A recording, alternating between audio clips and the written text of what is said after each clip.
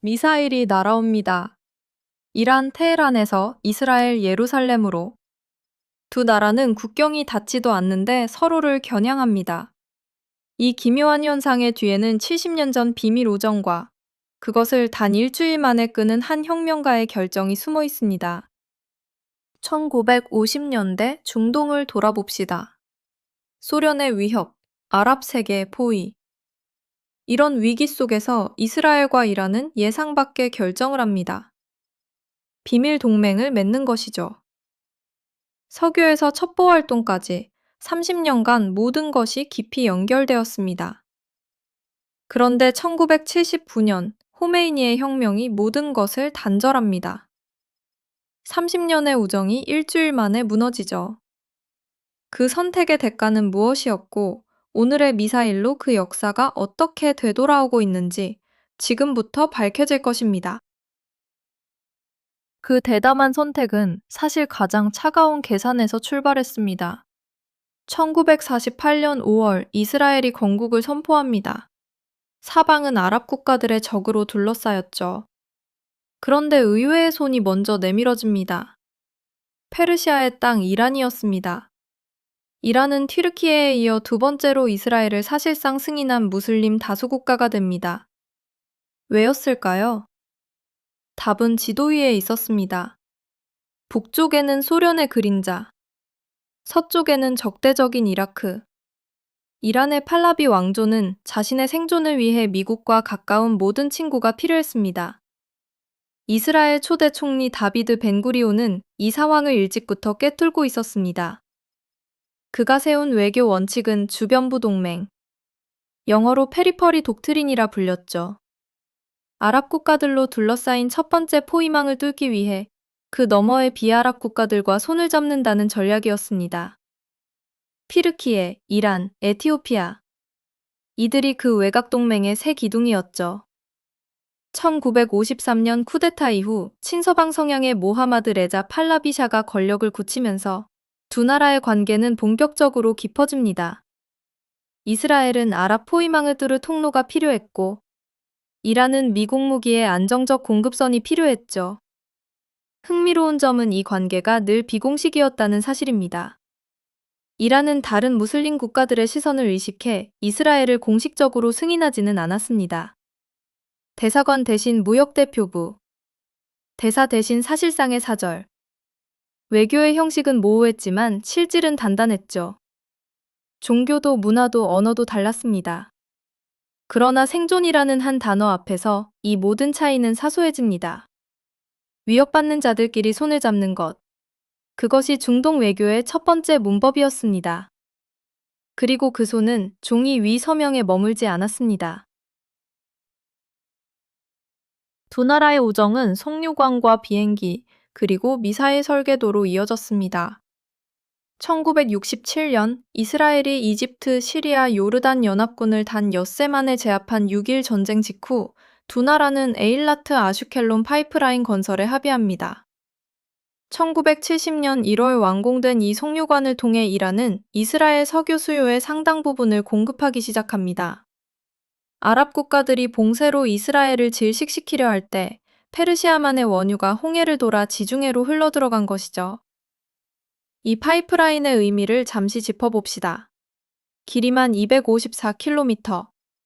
홍해 끝에 에일라트항에서 지중해 연안의 아슈켈론까지 이스라엘 사막 한가운데를 가로지르는 거대한 동맥이었습니다.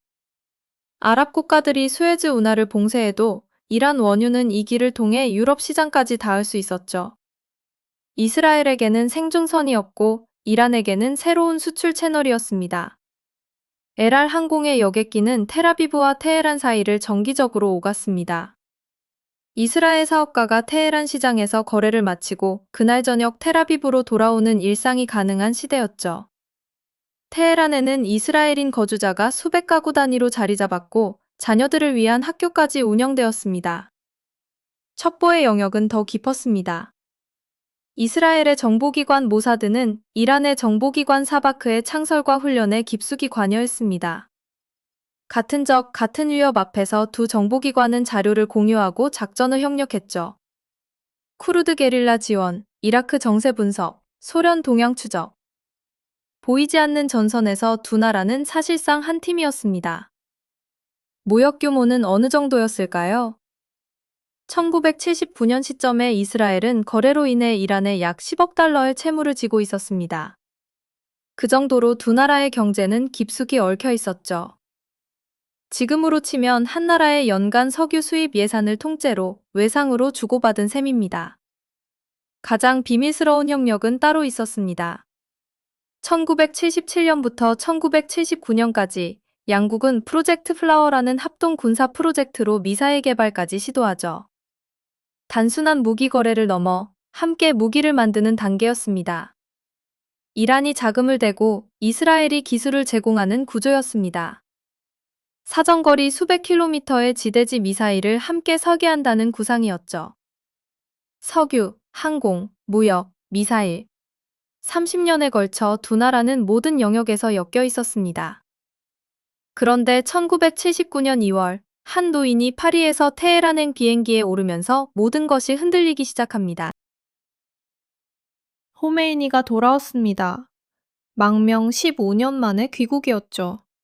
팔라비샤는 이미 나라를 떠난 뒤였습니다. 수개월간 이어진 대규모 시위와 군부의 동요 앞에서 왕좌를 지킬 수 없다고 판단한 것이죠. 1979년 1월, 그는 가족과 함께 망명길에 올랐고 2500년을 이어온 페르시아 군주제는 그렇게 막을 내렸습니다. 그가 비운 자리에 이슬람 공화국이 세워집니다. 그리고 새 체제는 가장 먼저 한 가지를 결정합니다. 이스라엘과의 모든 끈을 끊는 것이었습니다. 호메이니는 이스라엘을 이슬람의 적이자 작은 사탄으로 공식 규정합니다. 미국이 큰 사탄이라면 이스라엘은 그 분신이었던 것이죠. 수십 년간 텔아비브와 테헤란을 잇던 항로는 끊겼습니다. 외교 관계는 일주일도 채 지나지 않아 사라졌고 테헤란 주재 이스라엘 대사관 건물은 팔레스타인 해방기구, 그러니까 PLO의 통째로 이양됩니다. 같은 책상, 같은 깃띠대에서 전혀 다른 깃발이 올라간 것이죠. PLO 의장 야세르 아라파트는 혁명 직후 가장 먼저 테헤란을 방문한 외국 지도자 중 한 명이었습니다. 호메이니는 그를 형제로 맞이했고 그 손에 옛 이스라엘 대사관의 열쇠를 쥐어줍니다. 30년의 우정이 단 며칠 사이에 적의 본부로 변모하는 순간이었죠. 에일라트 파이프라인을 통한 석유 수출은 즉시 중단되었습니다. 이스라엘은 하루아침에 주된 원유 공급원을 잃었고 이란이 빌려준 10억 달러의 채무 문제는 수십 년에 걸친 국제 중재 분쟁으로 이어집니다. 테헤란에 살던 이스라엘 가족들은 짐을 꾸려 떠나야 했고 학교도 회사도 모두 문을 닫았습니다. 30년간 쌓아 올린 무역과 척보, 함께 그린 미사일 설계도가 단 며칠 사이에 모두 무효가 되었습니다. 호메이니의 선택은 단순한 정권 교체가 아니었습니다. 그것은 국가의 정체성 자체를 종교와 이데올로기로 다시 쓰는 일이었습니다. 페르시아의 이란은 무대 뒤로 사라지고 이슬람의 이란이 그 자리에 들어섰죠. 새 헌법은 이스라엘을 국가로 인정하지 않았고 모든 공식 지도에서 그 이름은 점령된 팔레스타인으로 바뀌었습니다. 그렇다면 끊어진 끈은 정말 모두 사라졌을까요? 현실은 그렇게 간단하지 않았습니다. 단절은 완전하지 않았습니다. 이념의 무대와 생존의 무대는 달랐죠. 1980년 9월 이라크의 사담 후세인이 이란을 침공합니다. 혁명 직후 군대는 약화되어 있었고 미국제 전투기와 탱크는 부품이 없어 멈춰 있었죠. 이때 이란은 누구에게 손을 뻗을 수 있었을까요? 답은 가장 모순된 곳에 있었습니다. 입으로는 매일 이스라엘을 지도에서 지우겠다고 외치던 호메이니 정권이 뒤로는 옛 파트너에게 비밀 전화를 건 것이죠. 이란-이라크 전쟁 중 1981년부터 1983년까지 이스라엘은 이란에 약 5억 달러 상당의 무기를 판매합니다. 미국제 전투기 부품, 대공 미사일, 포탄. 모두 이란이 아랍 적국과 싸우는데 절실했던 물자였죠. 이 거래는 훗날 미국 정계까지 흔드는 사건으로 건집니다. 이른바 이란 콘트라 사건의 뿌리가 여기에 있었죠. 이스라엘이 중개자로 나서고 미국 레이건 행정부가 그 뒤에서 무기를 공급한 비밀 거래는 1986년 폭로되며 워싱턴을 뒤흔들었습니다. 적국 이란에 무기를 팔고 그 수익으로 중앙아메리카 반군을 지원한다는 이중 삼중의 응지 외교가 드러난 것이죠. 비밀 거래는 문서에서 멈추지 않았습니다. 약 100명의 이스라엘 자문관과 기술자가 테헤란 인근 캠프에서 직접 활동했습니다. 공식 문서에는 존재하지 않는 사람들이었죠. 그들은 이스라엘 여권 대신 다른 국적의 위장 신분으로 입국했고 활동이 끝나면 흔적 없이 사라졌습니다. 공개 무대에서는 무대 뒤에서는 거래 상대. 이 역설은 어디서 비롯됐을까요? 답은 이전 30년과 같았습니다. 생존이었습니다. 호메이니는 이라크에 패하면 혁명 자체가 무너진다는 것을 알고 있었고, 이스라엘은 이라크가 강해지면 자신이 다음 표적이 된다는 것을 알고 있었습니다. 1981년 이스라엘이 이라크 오시라크 원자로를 폭격한 것도 같은 맥락이었죠. 사담 후세인이라는 공통의 위협 앞에서 두 나라는 적이라는 공식 입장과 무관하게 같은 편에 서 있었습니다. 이념은 광장에서, 거래는 어둠 속에서. 국제정치의 가장 냉혹한 두 얼굴이 한 시기에 공존했습니다. 그리고 이 역설은 영원히 지속될 수 없었습니다. 1989년 호메이니가 사망합니다. 그러나 그가 만든 노선은 후계자 하메네이 아래에서 더 단단해지죠. 새 시대 이란은 이스라엘과 직접 부딪히지 않았습니다. 대신 다른 손을 빌렸습니다. 레바논 남부의 시아파 무장 조직 헤즈볼라가 그 첫 번째 손이었죠. 1982년 이스라엘의 레바논 침공 직후 이란 혁명 수비대가 직접 양성한 이 조직은 이후 수십 년 동안 이스라엘 북부 국경을 끊임없이 흔드는 대리인이 됩니다. 헤즈볼라의 미사일은 이란 설계, 시리아 경유, 레바논 발사라는 삼각구조로 작동했습니다. 이란은 직접 방아쇠를 당기지 않으면서도 이스라엘 영토에 포탄을 떨어뜨릴 수 있었죠. 가자지구의 하마스, 예멘의 후티, 시리아와 이라크의 친이란 민병대까지. 이란이 짠 이른바 저항의 축은 이스라엘 주변을 사방에서 둘러싸는 그물로 자라났습니다. 그러나 가장 큰 그림자는 다른 곳에서 떠오릅니다. 핵이었습니다. 1990년대부터 이란은 우라늄 농축시설과 중수로를 본격적으로 늘리기 시작합니다. 공식적으로는 평화적 이용이라 했지만 이스라엘의 시각은 달랐죠. 국토 면적 2만 제곱킬로미터의 작은 나라에게 적대국의 핵무기는 단 한 발로도 국가의 존립이 흔들리는 위협이었습니다. 이스라엘은 두 가지로 답합니다. 하나는 외부 대응, 또 하나는 내부 침투였습니다. 외부에서는 미국과 손잡고 이란 제재망을 강화했고, 내부에서는 사이버 무기와 암살 작전을 동원했죠. 2010년경 이란 농축시설을 마비시킨 스톡스넷 악성 코드, 그리고 수년에 걸쳐 이어진 핵과학자 연쇄 의문사. 비밀 전쟁은 이미 한참 전부터 진행되고 있었습니다. 그런데 이 시기 또 하나의 거대한 지각간동이 일어나고 있었습니다. 한때 이스라엘의 적이었던 아랍 국가들이 이란의 부상을 보며 이스라엘 쪽으로 자리를 옮기기 시작한 것이죠. 2020년 아브라함 협정으로 UAE와 바레인이 이스라엘과 정식 수교했고, 사우디아라비아도 물밑 협력을 가속화합니다. 70년 전 이스라엘의 친구였던 이란이 적이 되고 70년 전 적이었던 아랍 왕국들이 친구로 들어섭니다. 구도가 통째로 뒤집히고 있었습니다. 그리고 이 흐름이 마침내 한계에 다다를 때 비밀의 시대는 끝납니다. 비밀이 더는 비밀일 수 없는 날이 옵니다. 2024년이었습니다. 4월 13일 밤, 이란 영토에서 화염이 솟구칩니다. 목표는 단 하나, 이스라엘이었죠. 작전명은 Operation True Promise, 우리말로 진실한 약속이었습니다. 그날 밤 이란은 드론 약 170기, 순항미사일 30기, 탄도미사일 120기를 발사합니다. 합쳐 약 320기. 수시간 동안 이스라엘 상공은 요격 미사일과 폭발광으로 가득 찼죠. 이는 1991년 이라크의 미사일 공격 이후 처음으로 이스라엘이 다른 국가의 군대로부터 직접 공격을 받은 사건이었습니다. 33년 만에 깨진 침묵이었죠. 방아쇠는 그보다 며칠 앞서 당겨졌습니다. 4월 1일 이스라엘은 다마스쿠스 주재 이란 영사관 별관을 폭격해 IRGC 고위지휘관 모하마드 레자 자헤디를 포함한 16명을 사살합니다.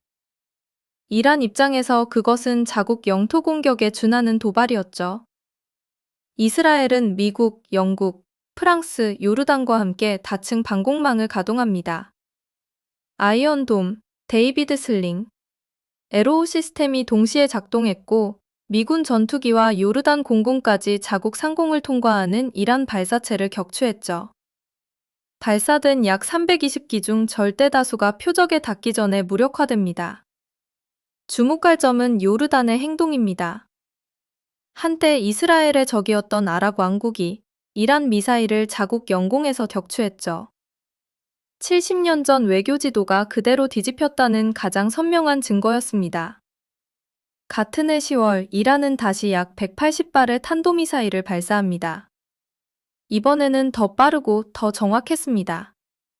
일부 미사일은 네바팀 공군기지를 비롯한 군사시설 인근에 떨어졌고 이스라엘은 며칠 뒤 이란 본토의 방공 시스템과 미사일 공장을 정밀 타격으로 응수했습니다. 70년 전 송유관으로 연결됐던 두 나라가 이제는 미사일 궤적으로 연결되고 있었습니다. 비밀 거래의 시대는 끝났고 저기가 공개적으로 하늘을 가르는 시대가 온 것이죠. 지도 위에서 적이 친구가 되고 친구가 적이 되는 데 걸린 시간. 그리고 그 변화의 한가운데 서 있던 한 사람의 결정. 이제 우리는 그 무게를 마주해야 합니다. 미사일이 멎은 자리에서 우리는 70년의 길을 거꾸로 더듬어 봅니다. 1948년부터 1979년까지 이란과 이스라엘은 30년 넘게 동맹이었습니다. 그리고 1979년 봄, 한 사람의 결정이 그 30년을 일주일 안에 뒤집습니다. 지도자 한 사람의 선택. 그것이 70년의 흐름을 180도 바꿀 수 있다는 사실이 이 이야기의 가장 무거운 결론입니다. 오늘날 이스라엘은 다시 주변을 둘러봅니다. 그 옆자리에 앉아있는 이름들은 한 세대 전과 완전히 다릅니다. 사우디아라비아, UAE, 요르단. 한때 적이었던 아랍 왕국들이 이제는 새로운 파트너 자리에 들어와 있죠. 옛 친구는 미사일을 발사하고 옛 적은 평화조약에 서명합니다. 영원한 친구도 영원한 적도 없다는 외교의 오랜 격언이 같은 무대 위에서 동시에 증명되고 있는 것이죠. 그렇다면 우리에게 남는 질문은 하나입니다. 1979년의 그 결정이 만약 다른 방향이었다면 오늘 밤 예루살렘 상공은 조용했을까요? 역사책은 거대한 흐름을 이야기합니다. 종교, 민족, 경제, 이념. 마치 그 모든 힘이 합쳐져 결과를 만든 것처럼 보이죠? 그러나 이란과 이스라엘의 70년을 다시 들여다보면 그 거대한 구조 위에 늘 한 사람의 결정이 놓여 있었습니다. 1953년의 샤, 1979년의 호메이니, 그리고 오늘의 지도자들. 생존을 위해 손을 잡는 데 30년이 걸렸고 그 손을 놓는 데는 일주일이 걸렸습니다. 이스라엘이 다시 하늘을 가를 때 우리가 보아야 할 것은 화염이 아니라 그 이전의 책상입니다. 한 사람이 펜을 들고 무엇을 적느냐에 따라 수천만 명의 운명이 다음 30년 동안 흔들리게 된다는 사실 말이죠. 영원한 친구도 영원한 적도 없습니다. 다만 그 순간 누가 어떤 결정을 내렸느냐가 있을 뿐입니다. 영상이 재밌으셨다면 구독과 좋아요 부탁드립니다. 다음 영상에서 만나요.